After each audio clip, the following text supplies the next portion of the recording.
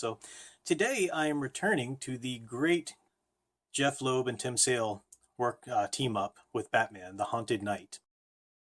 I did a previous video on the first story in this arc, which was Fears, which featured Scarecrow as the main villain.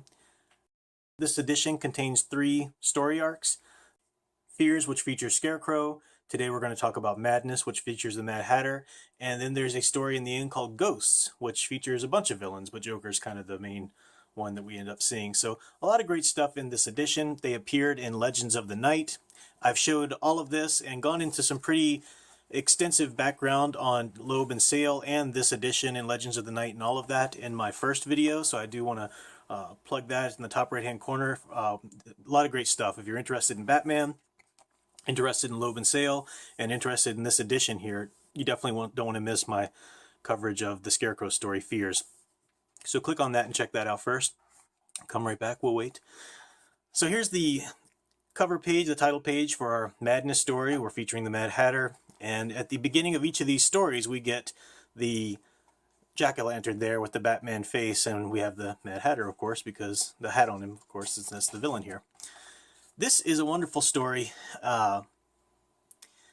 It features Barbara Gordon. Remember that the Legends of the Night takes place in the early years of Batman, so before he had Robin, before he had Batgirl certainly, and any of that. So these are stories from his early life and early career. And this features a young Barbara Gordon. And at this time in the continuity, Barbara Gordon was not Jim Gordon's daughter, birth daughter, and that's the case quite a bit and often in continuity. But she's his niece, basically, but they adopt her. And they really do love her as his own daughter, as their own daughter. That's something that's shown pretty clearly, even on the first page. So I love the relationship, the father-daughter relationship that the two of them have. They have their own struggles and arguments, but there's a real love there. So they're trying to work out the new arrangement of living together at this time. It's Halloween night, it's Halloween night. And the Mad Hatter has been kidnapping children over the last nights, and there's a missing spate of them, and Batman is on his trail, and he wants to find out where the children are, obviously. So more of that great Tim Sale art. Look at that 2-page spread. I mentioned last time how Tim Sale is given to wide spreads, either 2-page spreads, 1-page spread. Even when he's doing multiple panels on a page, they're going to be very large and picturesque and just frameable. Love his art. Gorgeous. I know I talk a lot about his art, but I probably continue to. So Loeb really knows the characters well. Just reading through this, I just really wish they'd go back and do a Batman story again. I miss their treatments of him. So I also like that their understanding of Batman really is as the Dark Knight. But that Knight is K-N-I-G-H-T. And all people want to focus on today is the dark. You know, make him dark, make him, edgy, make him dark. But he's a knight, and that knight, it doesn't mean more darkness. That knight means chivalrous. That knight means there to save you. And one of my favorite images from a Batman story was a Carl Kessel story in which Superman is talking to Batgirl, and he says, "I'm surprised that you chose to follow Batman and emulate him because he's a little dark." And Batgirl says, "He's not dark at all. He's the light. He's shining the light in this darkness and waiting for us to get out, or helping us get out of it. He's inspirational." And absolutely, that's Batman. That's who he should be. So love that. So this story, just this short little story here, really deepens the mythology in a couple of ways. First of all, Batman in his inner monologue talks about how Jervis Tetch, the Mad Hatter, is playing on a memory that Batman has of his mother. And I'll try not to ruin it too much, but it gives the Mad Hatter, who can sometimes be treated as just sort of a silly, off B-list villain or whatever, gives him a real psychological resonance with Batman, and it makes him a deeper villain and a deeper struggle for Batman to overcome him. He's just not one of the thugs or whatever that Batman can easily take down. So Batman is trying hard to save the children, and there's even this moment here. It says, so I'm just going to read these his inner monologue here on this wonderful 2-page spread, because you get the heart of Batman. And this isn't something that Batman would say nowadays. Well, maybe nowadays in the Rebirth comics, some of those are getting him back to having a heart. But certainly most people, oh, Batman doesn't care about trick-or-treaters. Batman's too badass. He's too, whatever. This is stupid. So I'll just read what he says here. Tonight is Halloween. Children should be allowed to dress up as spooks and fairies and collect candy without having to worry about being poisoned, molested, or worse. In the past weeks, reports of runaways disappearing near Gotham Central Park led me to Jarvis Tetch, delusional, schizophrenic, homicidal. The Mad Hatter is in Gotham City.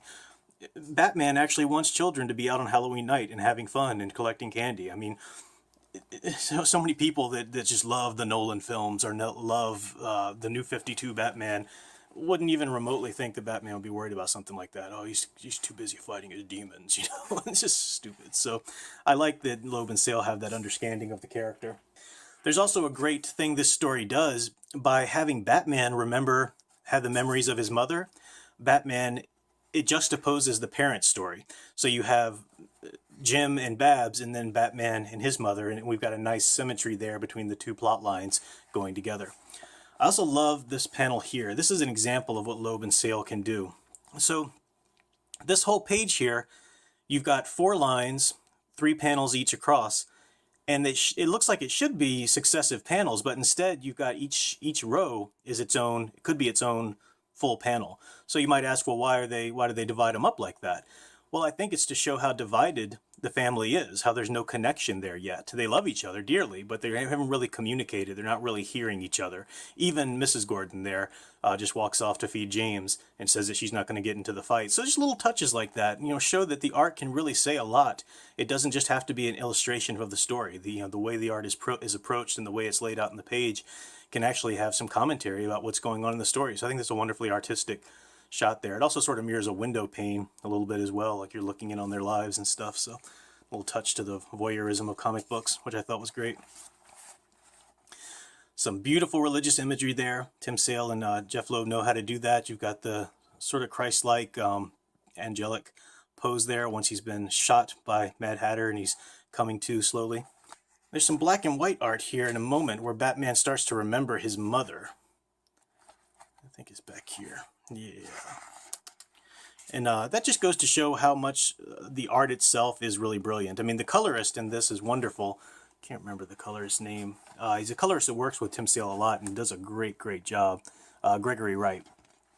So the color is great. Even in those black and white scenes, obviously there's grayscale and that's been colored, so to speak. But you can really tell. Sometimes you look at an artist and having their colored product, the end product is so wonderful, but then you see it without the color and you think, I can see the inker and the colorist kind of help this art along a little bit. And even though the colorist adds to it here, Tim Sale's art is already shining for itself and showing forth. So that was really great. There's a scene here. So Batman, he comes out of this stupor and he's remembering his mother, and he falls down outside of this card playing factory that he's in. And here we have evoking the Pieta.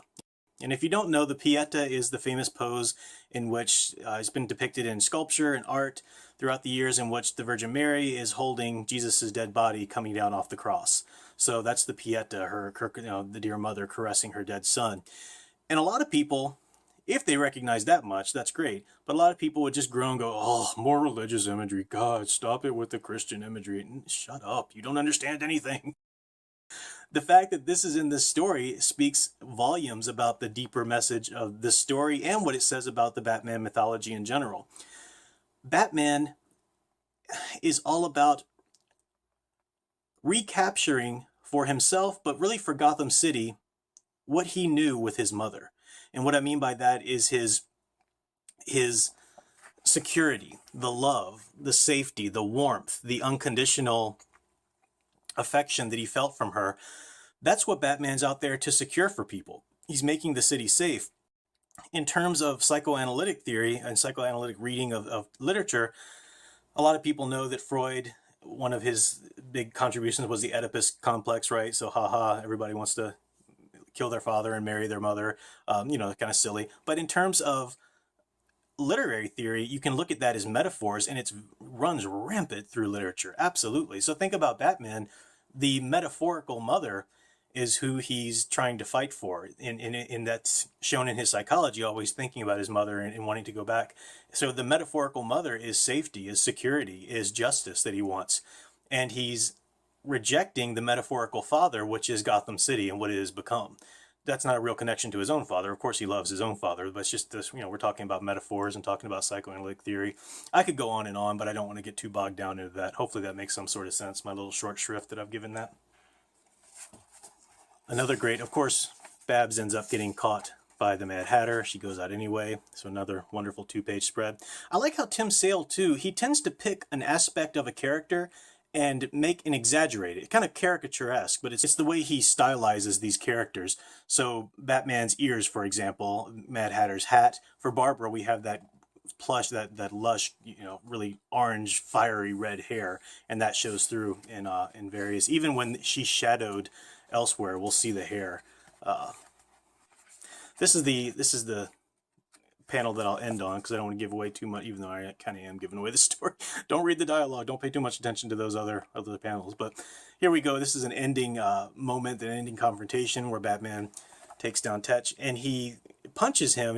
Mad Hatter's getting ready to pull a gun on him, and Batman punches him, and Tetch falls back into the mirror. At first, he wants to go through the mirror, Alice through the looking glass, right? He wants to, the Jabberwocky is his reflection, and he wants to get past and to escape Batman. And Batman crashes Tetch's head, his hatless head, into the mirror.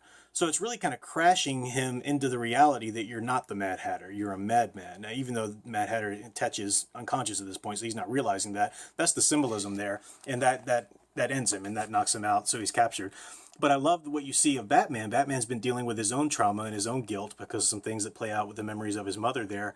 And now that we see, at one point he says earlier in the story that if it wasn't for his parents' murder, he never would have met Leslie Tompkins, the doctor that helped him so much and serves as an inspiration for him.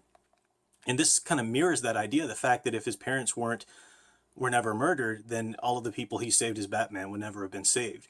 And you see that all in this picture because as Batman looks into that cracked mirror, the trauma to the mirror is the bat on his chest. And that's a little bit of symbolism there because his own trauma made him the Batman. So all of the good that comes out of his deeds as the Batman wouldn't have happened without his own trauma. So lovely reflections and lovely ways to think about Batman and to think about, our own life and our own applications. So another great story is a part of Haunted Night. We will return to this book one more time to cover the last story